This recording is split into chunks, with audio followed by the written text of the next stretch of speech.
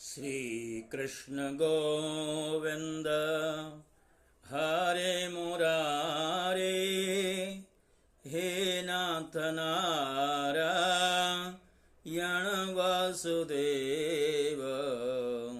श्री कृष्ण गोविंद हरे मुरारे, हे नाथ नारायण वासुदेव।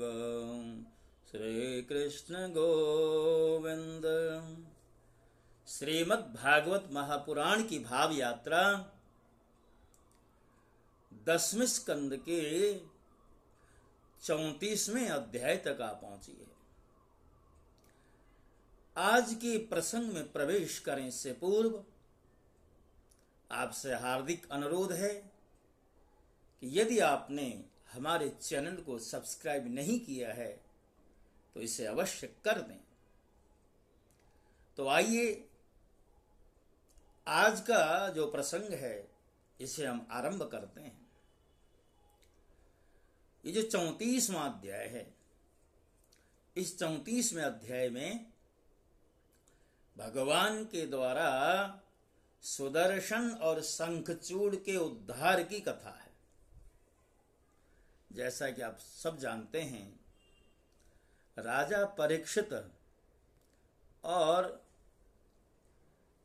महात्मा सुखदेव जी के मध्य में ये जो भगवत चर्चा चल रही है,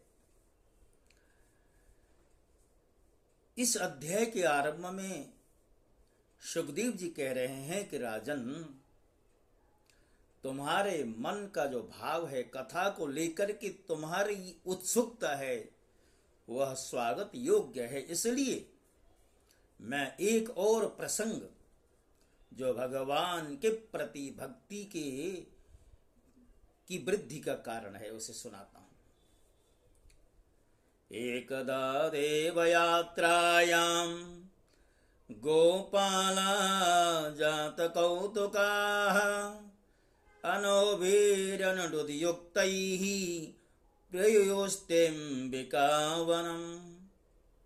राजन, एक बार नंद बाबा आदि गोपों ने शिवरात्रि के समय बड़ी उत्सुकता, कौतूहल और आनंद से भरकर बैलों से जुती हुई गाड़ियों पर सवार होकर के अंबिका वन की यात्रा की।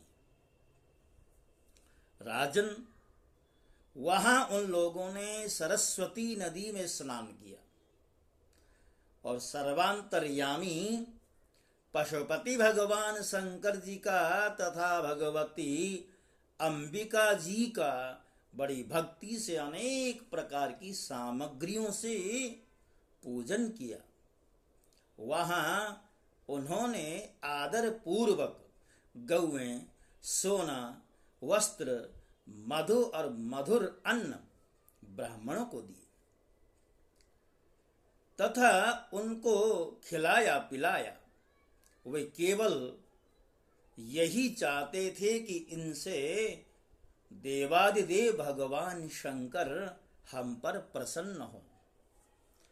उस दिन परम भाग्यवान नंद, सुनंद आदि गोपों ने उपवास कर रखा था, इसलिए वे लोग केवल जल पीकर रात के समय सरस्वती नदी के तट पर ही बेखटके बेरोक टोक के सो गए। उस अंबिका वन में एक बड़ा भारी अजगर रहता था।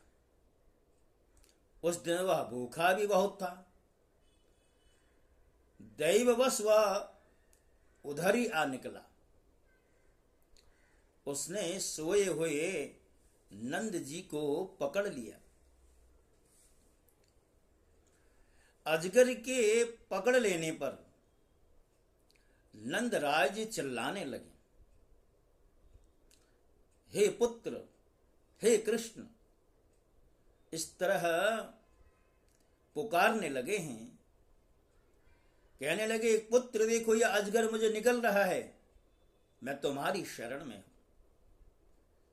जल्दी मुझे इस संकट से बचाओ। नंद बाबा का चिल्लाना सुनकर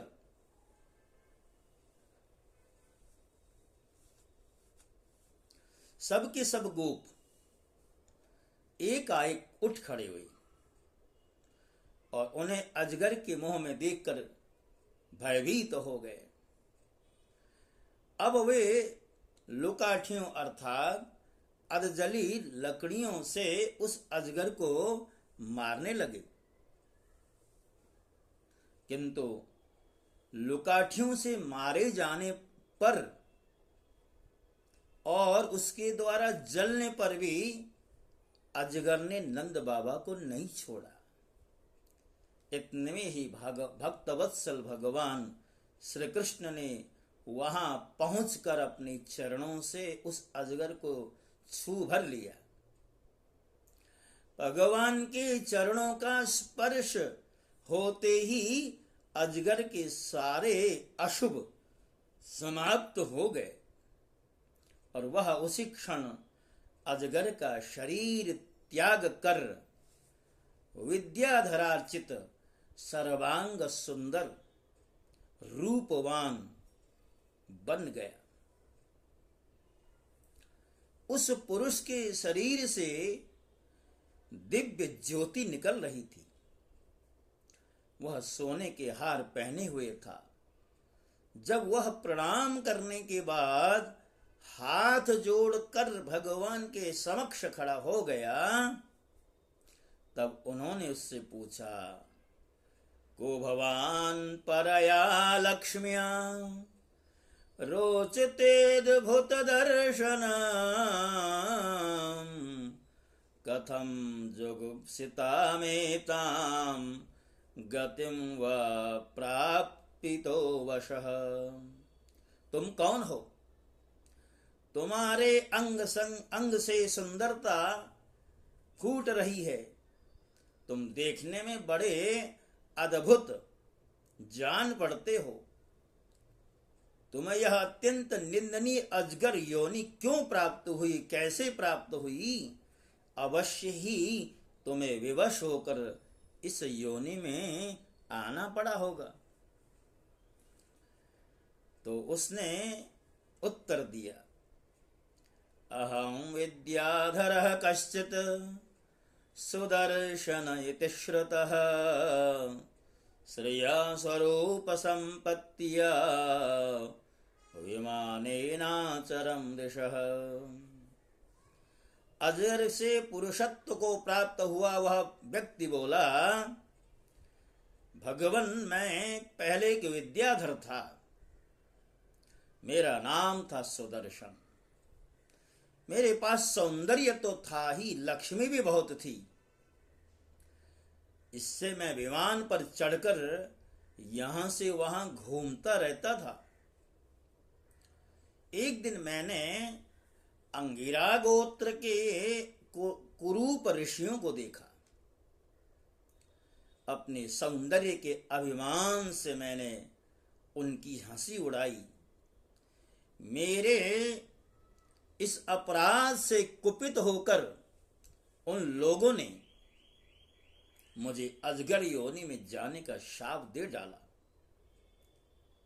और यह मेरे पापों का ही फल था। उन कृपालु ऋषियों ने अनुग्रह के लिए ही मुझे शाप दिया था। न उन्होंने शाप दिया होता न मुझे आपकी प्राप्ति हुई होती, अर्थात ऋषियों ने शाप के बहाने मुझे मेरे ऊपर कृपा ही की थी। क्योंकि यह उसी का प्रभाव है कि आज चराचर के गुरु स्वयं आपने अपनी चरण कमलों से मेरा स्पर्श किया है। इससे मेरे सारे अशुभ नष्ट हो गए। समस्त पापों का नाश करने वाले प्रभु, जो लोग जन्म मृत्यु रूप संसार से भयभीत होकर आपके चरणों की शरण ग्रहण करते हैं, उन्हें आप समस्त भयों से मुक्त कर देते हैं। अब मैं आपके श्री चरणों के स्पर्श के कारण शाप मुक्त हो गया हूं और अपने लोक में जाने की अनुमति चाहता हूं। भगवान भक्तवत्सल महायोगेश्वर पुरुषोत्तम, मैं आपकी शरण में हूं। इंद्रादि समस्त लोकेश्वरों के परमेश्वर स्वयं प्रकाश परमात्मन, मुझे आज्ञा दीजिए। अपने स्वरूप में नित्य निरंतर एक रस रहने वाले अच्युत, आपके दर्शन मात्र से मैं ब्राह्मणों के शाप से मुक्त हो गया हूं।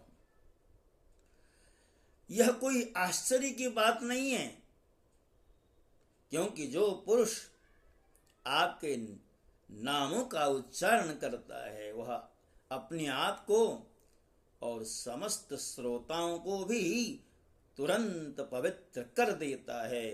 फिर मुझे तो आपने स्वयं अपनी चरण कमलों से स्पर्श किया, तब भला मेरी मुक्ति में क्या संदेह हो सकता है। इस प्रकार सुदर्शन ने भगवान श्री कृष्ण से विनती की, परिक्रमा की और प्रणाम किया।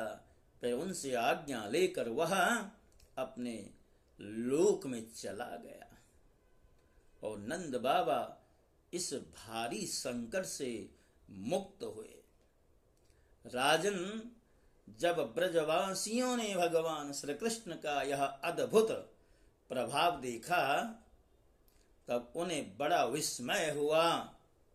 उन लोगों ने उस क्षेत्र में जो नियम ले रखे थे उनको पूर्ण करके वे बड़े आदर और प्रेम से श्री कृष्ण की उस लीला का गान करते हुए पुनः ब्रज में लौट आए। एक दिन की बात है, अलौकिक कर्म करने वाले भगवान श्री कृष्ण और बलराम जी रात्रि के समय वन में गोपियों के साथ विहार कर रहे थे। भगवान श्री कृष्ण निर्मल पीतांबर और बलराम जी नीलांबर धारण किए हुए थे। दोनों के गले में फूलों के सुंदर सुंदर हार लटक रहे थे तथा शरीरों में अंगराग सुगंधित चंदन लगा हुआ था और सुंदर सुंदर आभूषण पहने हुए थे। गोपियां बड़े प्रेम और आनंद से ललित स्वर में उन्हीं के गुणों का गान कर रही थी। अभी अभी सायंकाल हुआ था, आकाश में तारे उग आए थे और चांदनी छिटक रही थी। बेला के सुंदर गंध से मतवाले होकर भौरे इधर उधर गुनगुना रहे थे तथा जलाशय में खिली हुई कुमुदिनी की सुगंध लेकर वायु मंद मंद चल रही थी। उस समय उनका सम्मान करते हुए भगवान श्री कृष्ण और बलराम जी ने एक ही साथ मिलकर राग अलापा, उनका राग आरोह अवरोह स्वरों के चढ़ाव उतार से बहुत ही सुंदर लग रहा था। वह जगत के समस्त प्राणियों के मन और कानों को आनंद से भर देने वाला था। उनका वह गान सुनकर गोपियां मोहित हो गईं। राजन, उन्हें अपने शरीर की भी सुधि नहीं हो रही थी। उस पर खिसकते हुए वस्त्रों और चोटियों से बिखरते हुए पुष्पों को संभाल सके। जिस समय बलराम और श्याम दोनों भाई इस प्रकार स्वच्छंद विहार कर रहे थे और उन्मत्त की भांति गा रहे थे, उसी समय वहां शंखचूड़ नामक एक यक्ष आया। वह कुबेर का अनुचर था। राजन, दोनों भाइयों के देखते देखते वह उन गोपियों को लेकर बेखट के उत्तर की ओर भाग चला, जिनके एकमात्र स्वामी भगवान श्री कृष्ण ही हैं। वे गोपियां उस समय रो रो कर चिल्लाने लगी। दोनों भाइयों ने देखा कि जैसे कोई डाकू गौओं को लूट ले जाए, वैसे ही यह यक्ष हमारी प्रेयसियों को लिए जा रहा है, और वे हा कृष्ण हा राम पुकार पुकार कर रो रही हैं, व्याकुल हो रही हैं। उसी समय दोनों भाई उसकी ओर दौड़ पड़े। डरो मत इस प्रकार अभयवाणी कहते हुए हाथ में शाल का वृक्ष लेकर बड़े वेग से क्षण भर में ही उस नीच यक्ष के पास पहुंच गए। यक्ष ने देखा कि काल और मृत्यु के समान ये दोनों भाई मेरे पास आ पहुंचे हैं। तब वह मूढ़ घबरा गया। उसने गोपियों को वहीं छोड़ दिया, स्वयं प्राण बचाने के लिए भाग खड़ा हुआ। तब स्त्रियों की रक्षा करने के लिए बलराम जी तो वहीं खड़े रह गए, परंतु भगवान श्री कृष्ण जहां जहां वह भाग कर गया उसके पीछे पीछे दौड़ते गए। वे चाहते थे कि उसके सिर की चूड़ामणि निकाल ले। कुछ ही दूर जाने पर भगवान ने उसे पकड़ लिया और उस दुष्ट के सिर पर कसकर एक घूंसा मारा और चूड़ामणि के साथ उसका सिर भी धड़ से अलग कर दिया। इस प्रकार भगवान श्री कृष्ण शंखचूड़ को मारकर और वह चमकीली मणि लेकर लौट आए तथा सब गोपियों के सामने ही उन्होंने बड़े प्रेम से वह मणि बड़े भाई बलराम जी को सौंप दी। भक्तों, भगवान के जो लोकोत्तर चरित्र हैं, उन चरित्रों का श्रवण करते करते राजा परीक्षित को तृप्ति हुई नहीं है। न केवल राजा परीक्षित अपितु जितने भी भगवान के भक्त होते हैं, वो भक्त कभी भी भगवत कथा से तृप्त होते ही नहीं। हर कथा में ऐसा लगता है कि ये तो अभी नई नई सुनी जा रही है। कथाएं तो बहुत बार सुन ली होती हैं भक्तों के द्वारा, एक ही बार कई कई बार सुनने के पश्चात भी जब जब भी कथा का पान करते रहो तब तक ऐसा लगे कि इसमें कोई नवीनता दिखाई दे रही है। नव नवायमान भाव आपके मन से प्रकट हो रहे हैं। अगर ऐसा हो सके तो समझ लीजिए आप भगवान के सच्चे भक्त हैं। श्रीमद् भागवत को भाव के रूप में आद्योपांत, न अति उसमें कोई विस्तारता देना, न अति संक्षेपीकरण करना, जो जैसा लिखा गया है अपनी ओर से यही प्रयास किया जा रहा है कि वो आपको एज इट इज पिलाया जाए। कथाएं बहुत होती हैं, बड़े बड़े कथावाचक जिनकी कथाएं 24 घंटे टीवी चैनलों में चलती हैं। आपके लिए कोई नई बात नहीं हो सकती है, किंतु आरंभ से लेकर के अंत तक अध्याय क्रम से एक एक प्रसंग को इस तरह भाव के रूप में परोसना, 7 दिन की कथा में उसमें भी प्रतिदिन 3-4 घंटे के समय में ये संभव किसी के द्वारा भी नहीं हो सकता। इसलिए पूर्णतया श्रीमद् भागवत का पान ऐसे ही किया जा सकता है। इसलिए मैंने ये प्रयास आरंभ किया है। और इस प्रयास को आरंभ किए 1.5-2 साल हो चुके हैं। प्रयास तो ये है कि हर दिन एक अध्याय आपके समक्ष रखूं। अगर हर दिन अटूट रूप से बिना किसी विश्राम के हर दिन एक अध्याय भी आपके समक्ष रखा जाए तो कम से कम 341 दिन आरंभ के महात्म्य के समय तो लगते ही हैं। लगभग 1 वर्ष का समय तो लगता ही है। किंतु व्यवहारिक जीवन में कभी कहीं जाना पड़ जाता है, कभी व्यस्तता इतनी होती है कि आपके समक्ष हर दिन नियमित रूप से उपस्थिति नहीं हो पाती। उसके बाद भी यदि थोड़ा बहुत समय निकाल करके आपके समक्ष प्रस्तुत हो रहा हूँ, ये सब आप सब लोगों के प्रेम का ही परिणाम है और भगवान की कृपा का ही परिणाम है। तो आइए इन्हीं शब्दों के साथ पुनः मेरे चैनल को आगे बढ़ाने के लिए आपने सब्सक्राइब करना है, लाइक का बटन दबाना है और हो सके तो बेल का भी आइकन दबा दीजिए, जिससे कि यहाँ से जो कुछ भी मेरे द्वारा प्रस्तुत किया जाए वो आप तक नोटिफिकेशन के रूप में प्राप्त हो जाए। इन्हीं शब्दों के साथ आपसे विदा होता हूँ। जय श्री कृष्ण।